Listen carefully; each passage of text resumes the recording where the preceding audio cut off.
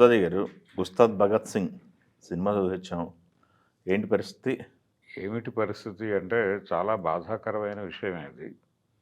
బాధాకరం అంటే ఈ సినిమాకి సంబంధించి రకరకాల ఆశలు, హోప్స్ ఇవన్నీ రేపారు. హ్మ్.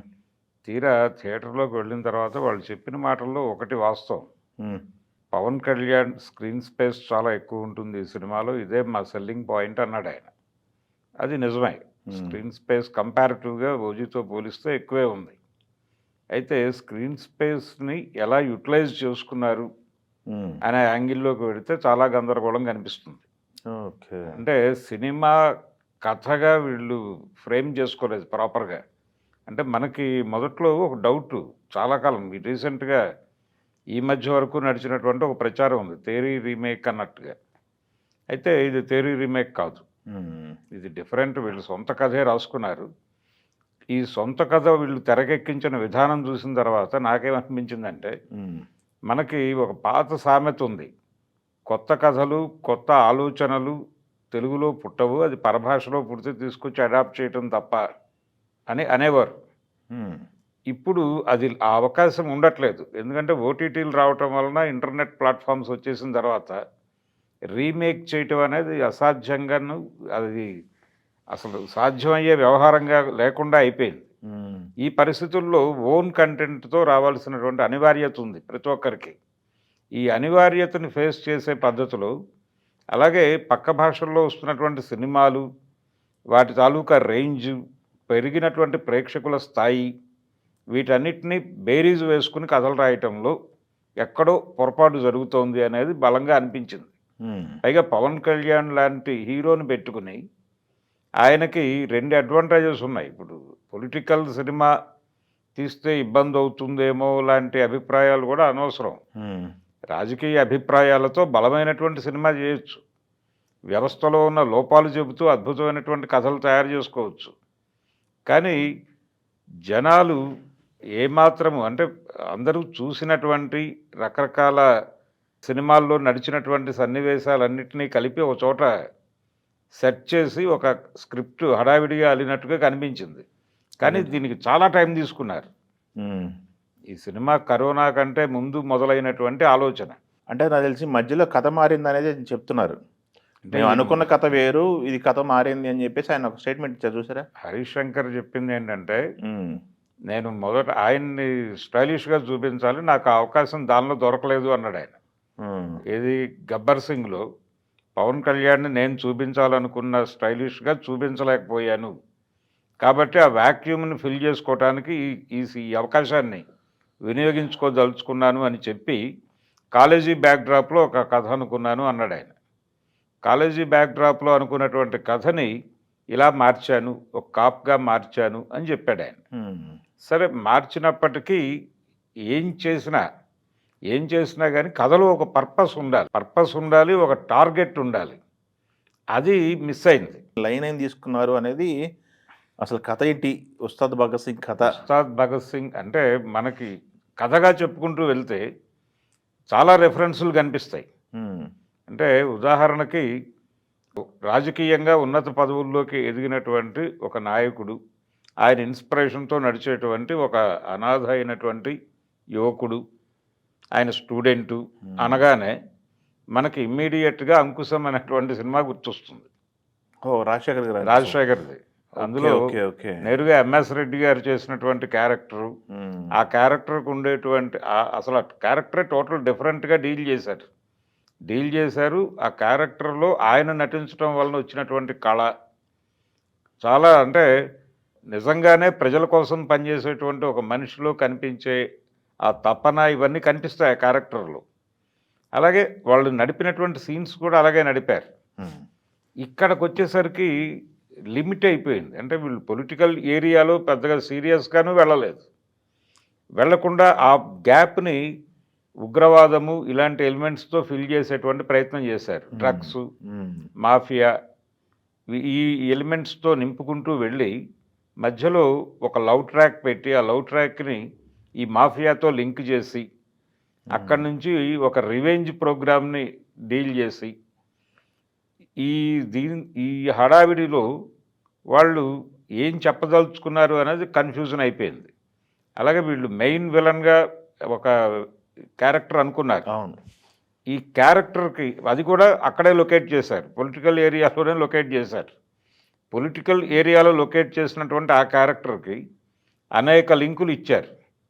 లింకులు ఇచ్చి ఇది అధికార పక్షము ప్రతిపక్షము ఈ గొడవల్లోకి వెళ్ళాల, అదే. వెళ్లకుండా ఒక కన్ఫ్యూజన్ నడుస్తుంది అక్కడ. హ్మ్. అదొక కన్ఫ్యూజన్. పొలిటికల్ ట్రాక్ విలన్ ట్రాక్లో కన్ఫ్యూజన్ ఉంది. హ్మ్. దానికి తోడు హీరో క్యారెక్టర్ని నడిపిన తీరులో ఒక బలమైనటువంటి ఎలిమెంట్ అనుకోలేదు వీళ్ళు. అనుకోకుండా ఎప్పటికప్పుడు ఇది సీన్ అనుకుంటూ వెళ్ళిపోయారు. వెళ్ళిపోవడంతో ఎక్కడో ఒక సూత్రం మిస్ అయింది అనేటువంటి అభిప్రాయం. అంటే ప్రేక్షకులకు ఒక కంప్లీట్నెస్ అనిపించాల. ఇప్పుడు ఓజీ సినిమాలో ఆయన స్క్రీన్ స్పేస్ తక్కువ ఉన్నప్పటికీ టేకింగ్ నుంచి ఒక అభిమాని తన అభిమాన నటుడిని ఎలా చూడాలనుకున్నాడు అనే దాని మీద ఆ తపన కనిపించింది విపరీతంగా ప్రతి ఫ్రేమ్లోనూ. హ్మ్. కనిపించడంతో ఆ సినిమాని జనాలు ఓన్ చేసుకున్నారు, గుండెలకు ఎత్తుకున్నారు. దానికి 300 కోట్లు ఇచ్చారు. కానీ ఇక్కడ అది కనిపించాల. అంటే పవన్ కళ్యాణ్ని చాలా కొత్తగా ప్రజెంట్ చేయాలి అనేటువంటి తపన ఉంది దర్శకుడికి. హ్మ్. కానీ డైలాగులు రాసుకుంటే సరిపోదు. పంచ్ డైలాగులు ఉన్నాయి సినిమాలో, వన్ లైనర్స్ ఉన్నాయి. కానీ ఈ వన్ లైనర్స్ని నిలబెట్టడానికి ఒక నేపథ్యం ఉండాలి. ఆ నేపథ్యాన్ని ప్రాపర్గా తీసుకోలేదు. హ్మ్. మీరు ఏదైనా తీసుకోండి, ఇప్పుడు దురంధర్ సినిమా ఉంది, హ్మ్. దాని నేపథ్యంతో 100 గొడవలు ఉన్నాయి. దురంధర్ వేర్లేండి, అసలు దురంధర్తో కంపేర్ చేయకండి. అయినప్పటికీ ఇక్కడ జరుగుతుంది ఏంటంటే రీసెంట్ టైంలో నేపథ్యం వెళ్ళటం ఇబ్బంది అనుకున్నప్పుడు క్యారెక్టరైజేషన్ మీద ఎక్కువ శ్రద్ధ పెడితే దాని నుంచి ఒక కథ పుడుతుంది అన్న ఒక సిద్ధాంతం నడుస్తోంది. హ్మ్. సందీప్ రెడ్డి ఇలాంటి వాళ్ళు దాన్ని ప్రమోట్ చేస్తున్నారు. దాన్నైనా పట్టుకోవాలి కదా. హ్మ్. దాన్ని పైగా మీ చేతిలో ఒక పవర్ఫుల్ హీరో ఉన్నాడు. ఉన్నప్పుడు ఎంత అద్భుతమైన అవకాశం ఇది. హ్మ్. అందుకని ఒక రకంగా మిస్యూజ్ అయింది ఇది, హ్మ్. ఈ అటెంప్ట్ అనే అనిపించింది నాకైతే. ఓకే. అంటే సాంగ్స్ ఇవన్నీ ఉన్నాయి కానీ ఏది కూడా కరెక్ట్ అయ్యే పద్ధతిలో లేదు. ఒక పాట ఇప్పుడు ఆ దేఖ్లేంగే సాలాలో చాలా అద్భుతంగా యాక్ట్ చేశాడు ఆయన. హ్మ్. డ్యాన్స్ చాలా బాగుంది, హ్మ్. కొరియోగ్రఫీ చాలా బాగుంది, బాగా డిజైన్ చేశారు. అలాగే ఆ మొదటి పాట కూడా అది ఇన్స్పిరేషనల్ సాంగ్గా నడిచినటువంటి ఆ కాలర్ ఎత్తేటువంటి పాట కూడా హ్మ్. పవన్ కళ్యాణ్ వరకు అద్భుతంగా చేశాడు.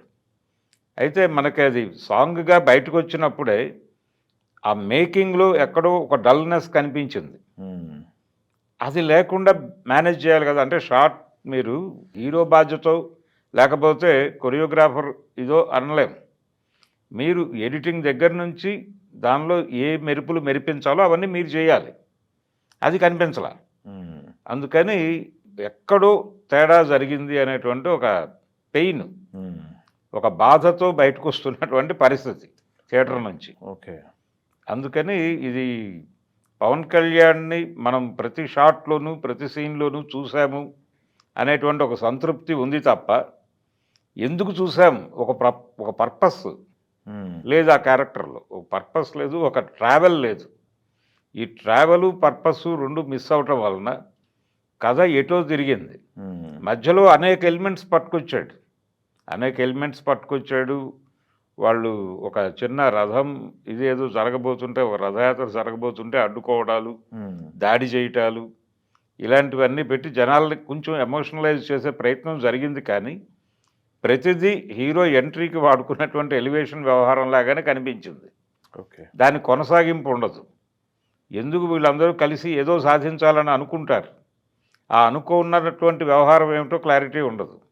చెప్పారుగా అప్పుడు నల్లనాగప్ప తాలూకా కొడుకుని అవునండి, ఎమ్మెల్యే చేయాలని తీసుకొస్తారు, ఓకే. కానీ ఈయనతో వాళ్ళందరూ అంతర్జాతీయ ఉగ్రవాద సంస్థలతో హ్మ్. ఆ లింక్ ఉండడానికి దానికి ఒక మోటో ఉండాలి కదా.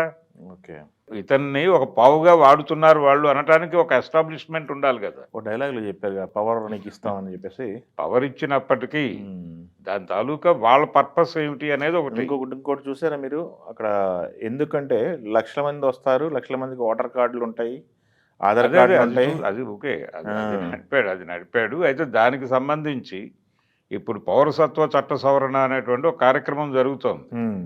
దాని మీద ఒక గొడవ జరుగుతోంది. మాకు ఆధార్ కార్డులు లేకపోయినా మమ్మల్ని అలౌ చేయాలి అన్న పద్ధతిలో ఒక ఉద్యమం జరుగుతోంది పౌరసత్వ సవరణ చట్టానికి వ్యతిరేకంగా. ఆ ఇన్‌ఫ్లూయెన్స్‌తో ఆ సన్నివేశాలు కల్పించారు. కానీ దాని మీద డిస్కషన్ ఉండదు. అదేలెండి మీరనేది అది పాయింట్స్ అయితే ఉన్నాయి కానీ ఇంపాక్ట్ క్రియేట్ దాన్ని చేయాలంటారు. దాన్ని ఇప్పుడు జనాల్లోకి ఎందుకు పెట్టాడు ఆ సీన్ అనేది జనాలకి కనెక్ట్ అవ్వాలి కదా! అంటే రెగ్యులర్‌గా ఫాలో అయ్యే వాళ్ళకి ఇది ఎందుకు పెడుతున్నాడు అనేది ఏదో ఒక మేరకు అర్థమవుతుంది. కానీ అది ఆడియన్స్ హార్ట్‌లోకి వెళ్ళాలంటే మీరు అక్కడ ఒక అదే. చర్చ నడవాలి కదా! ఆ సీన్‌ని డిజైన్ చేసుకోవడంలోనే ఆ సమస్య ఉంది. ఆధార్ కార్డులు కల్పించి వీళ్ళని పబ్లిక్‌లో కలిపేస్తున్నారు అనేది అది చాలా పెద్ద సబ్జెక్ట్. చాలా పెద్ద గొడవ. దాని మీద రకరకాల కోణాల్లో చర్చ జరుగుతోంది బయట. దాని మీద మీరు ఒక సీన్ కల్పించి నడిపించుంటే జనాలకి జస్టిఫై అయ్యేది. ఇప్పుడు అనుమానాలు రేగుతాయి. ఈ అనుమానాలు ఎలా రేగుతాయంటే వీళ్ళు ఈ పౌరసత్వ సవరణ చట్టం మీద వ్యతిరేకంగా నడుస్తున్న వాటన్నిటికీ వీళ్ళు ఒక్కసారి బుల్డోజర్ ఎక్కించేశారు. ఇవన్నీ బూటకం అని చెప్పే ప్రయత్నం ఈ సినిమాలో జరిగింది అనే ప్రచారం జరిగితే అక్కడ అది నెగిటివ్ ఇంపాక్ట్ వేస్తుంది కదా! మీకు సినిమా అన్ని వర్గాల వాళ్ళు మీ సినిమాకి రావాలి కదా! పొలిటికల్‌గా మీ ఐడియాలజీలు ఏవైనా కావచ్చు. పవన్ కళ్యాణ్ గారి ఐడియాలజీ ఏదైనా కావచ్చు. కానీ మీ సినిమాకి అన్ని సెక్షన్స్ రావాలి. ఈ థియేటర్‌లోకి వచ్చిన కొంతమంది ఆ సీన్‌కి హర్ట్ అయిన వాళ్ళని కూడా చూసా నేను. ఏమిటిది? ఏం చెప్పదలుచుకున్నాడు ఆయన? ఎందుకు హర్ట్ అవుతారు? ఇప్పుడు చొరబాట్ల నుంచి అటాక్ చేసినందుకు హర్ట్ అయ్యారా? చొరబాట్లకి రోహింగ్యాలకు సంబంధించి నడుస్తున్నటువంటి వ్యవహారంలో అవును. ప్రభుత్వం ఏం చెప్పింది? కేంద్ర ప్రభుత్వం బయట నుంచి వస్తున్నటువంటి హిందువులకి మేము ఇక్కడ అడాప్ట్ చేసుకుంటాం అన్నారు. హిందువులకి అన్నారా? క్లియర్‌గా అదే కదా గొడవ జరుగుతోంది ఇప్పుడు. వాళ్ళేమో మేము ఈ దేశం నుంచి వెళ్ళిన వాళ్ళమే మేము వెనక్కి వస్తున్నాం అన్నారు. ఓకే. మా బంధువులు ఉన్నారు అక్కడికి వస్తున్నాం మేము, మాకు కూడా ఐడెంటిటీ క్రియేట్ చేయండి అని అడుగుతున్నారు. రోడ్ల మీద ప్లకార్డులు పట్టుకుని నిలబడుతున్నారు. డైరెక్ట్ పౌరసత్వం ఇచ్చేయమంటున్నారా?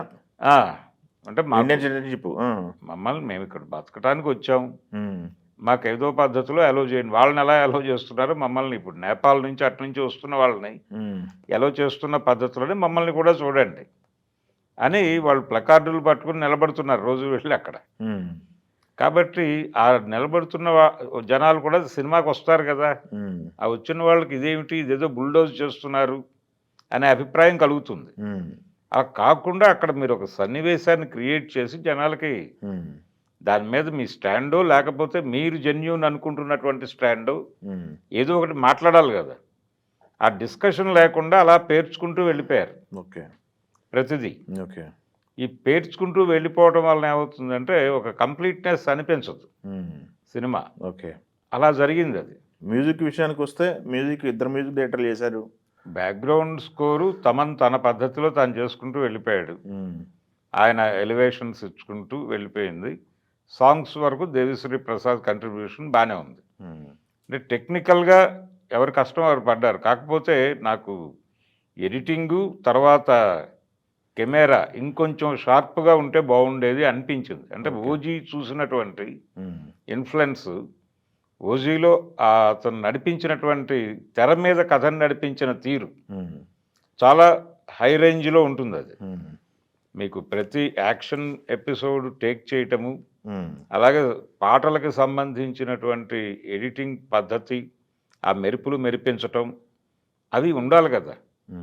ఇప్పుడు ఎంతసేపు హీరో కష్టం నుంచి మీరు పాత పద్ధతిలో చేస్తే అలాగా న్యూ స్టైల్ ఆఫ్ మేకింగ్ వచ్చేసింది. మేకింగ్ మారిపోయిందంటారు. మారినటువంటి పద్ధతిలోకి మీరు వెళ్ళాలి కదా. పైగా ఈయనకి స్టైలిష్ మేకర్ అని ఒక ఇమేజ్ ఉంది హరీష్ శంకర్కి. మరి అది ఇక్కడ ఎందుకు మిస్ అయింది? అలాగే హీరోయిన్ ట్రాక్, ఇద్దరు హీరోయిన్ల ట్రాక్లు కూడా ఆడియన్స్కి ప్రాపర్గా కనెక్ట్ అయ్యేటువంటి పద్ధతిలో అనిపించలేదు. అది కొంత రాశి ఖన్నా ఎపిసోడ్ అయితే మరీ డల్గా ఉంది. శ్రీలీలది సమ్ బెటర్ కానీ అది కూడా డ్రైగానే నడిచింది.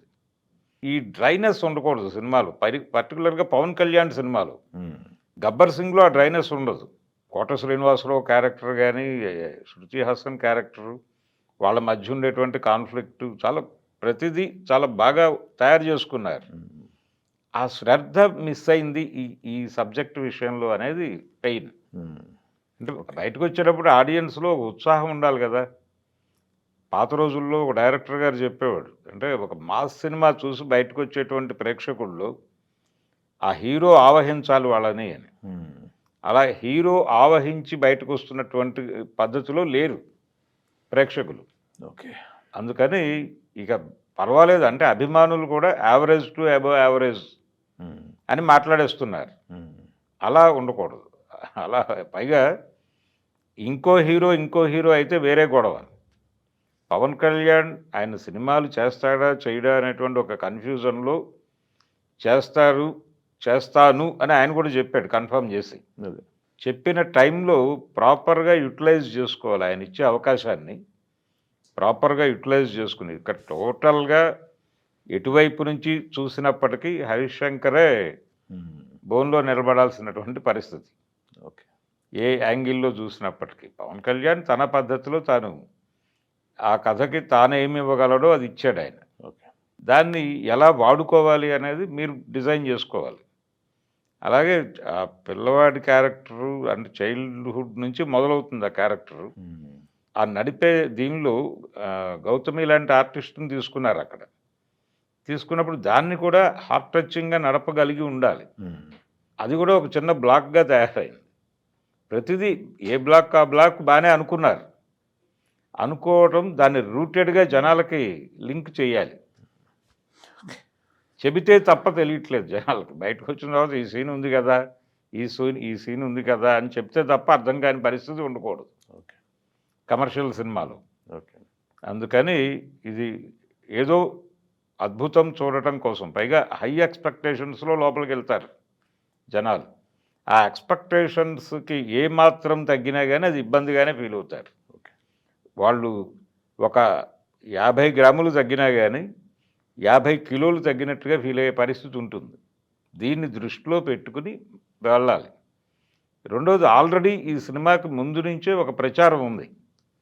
ఇది ఓజీ లాంటి మెరుపులు రావడం లేదు దీనికి సంబంధించి ప్రమోషనల్ కంటెంట్‌లో అని. అది తెర మీద కనిపించకుండా చేయాలి. ఆల్రెడీ వీళ్ళకి కొంత కాన్షియస్‌నెస్ అర్థమైంది. ఏమనుకుంటున్నారు? మనం బయటకు వదిలినటువంటి ప్రమోషనల్ కంటెంట్ మీద పబ్లిక్ రియాక్షన్ ఏంటనేది వాళ్ళకి అర్థమైంది. అర్థమైనప్పుడు దానికి సంబంధించిన కరెక్షన్ చేసుకోవాలి. సమయం ఉంది. పైగా వీళ్ళు ప్రీపోన్ చేసుకున్నారు సినిమాని. ప్రీపోన్ చేసుకున్నారు. చాలా కంఫర్టబుల్‌గా ఉన్నారు. కాన్ఫిడెంట్‌గా ఉన్నారు. ఇన్ని ప్రదర్శించినప్పుడు జనాలు కూడా అదే కాన్ఫిడెన్స్‌తో లోపలికెళ్తారు. లోపలికెళ్ళిన ప్రేక్షకుల్ని సంతృప్తిపరచాల్సిన బాధ్యత మీది గదా! ఓకే. అది జరిగింది. ఓకే. అంటే ఒక అద్భుతమైనటువంటి అండపెండ బ్రహ్మాండం.